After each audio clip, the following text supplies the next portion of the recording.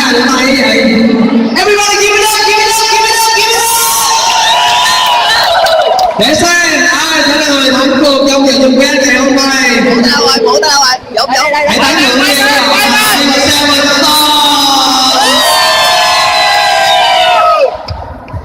và O.M.G. Tôi sẽ đếm từ 1 đến 3 và chúng ta sẽ biết được ai là người chiến thắng trong trận chung kết ngày hôm nay. 2, 3, 4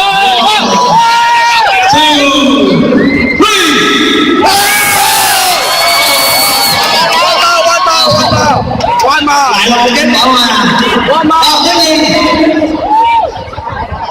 Tất nhiên mỗi đội đều có lợi thế riêng của mình, mỗi đội đều có thế mạnh riêng của mình. Một đội với những pha một phương rất là uy lực, một đội thì cảm nhận nhiệt huyết rất là tuyệt vời. Và mỗi đội sẽ có một round cuối cùng. Hãy bơm cho thêm chút năng lượng nào. Hãy bơm cho O.M.G và Se7en chút năng lượng nào. Mình trong trận đấu ngày hôm nay.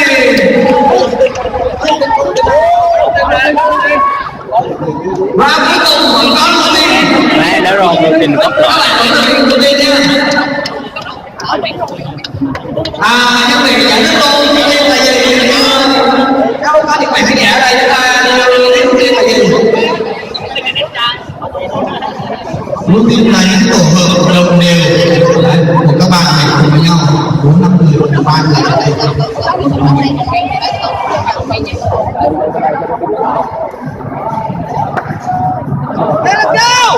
Rồi, lâu quá. lên. Vòng cuối cùng. To find the champion. Vòng cuối cùng sẽ tìm kiếm nhau cho người hôm nay. Đầu tiên là champion nhé, ai cũng nói hết mình cái đó nha. Hit. Và trận đấu bắt đầu giữa Se7en và O.M.G.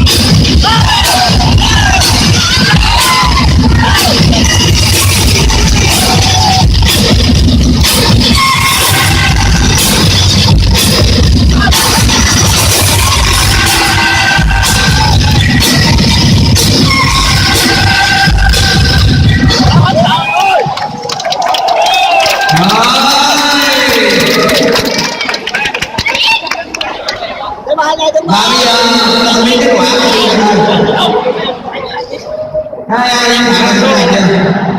One, two, three.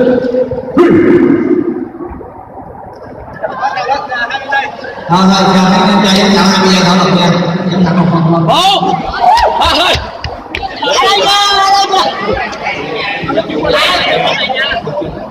Có một điều mà chúng tôi muốn gửi gắm đến chương trình này đó là hip hop không bao giờ chết cả. Và hip hop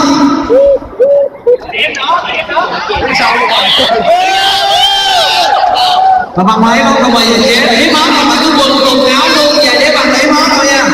Hip hop là một lifestyle, là một phong cách sống mà bạn dám sống với chính bản thân mình, dám sống với những gì mình có với trong hip hop, Dám sống với bản thân mình. và bây giờ thì nữa xin mời các bạn trẻ các bạn có thể di chuyển xuống sân để chương trình chuẩn bị bắt đầu chính thức nha. Đại hội đêm nay sẽ rất là vui.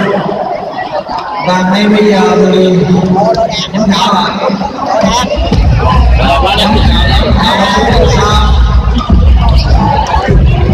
sau ngày hôm nay các bạn thấy hip hop như thế nào?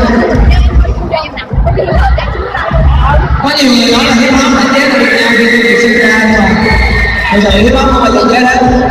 Ở đâu có thành phố, ở đâu có những người trẻ tuổi ở đó sẽ có hip hop.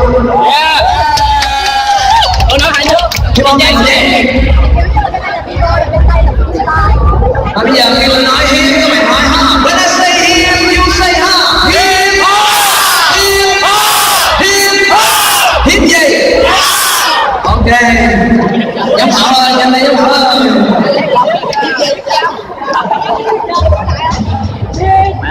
Hip hop thì rồi, cái hip hop thì đâu có hip hop.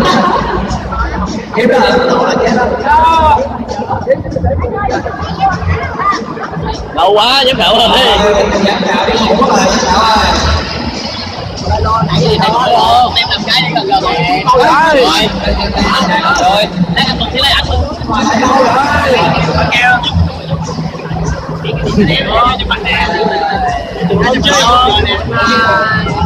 Đeo được dính. Rồi, chúng ta hãy một tay của Se7en.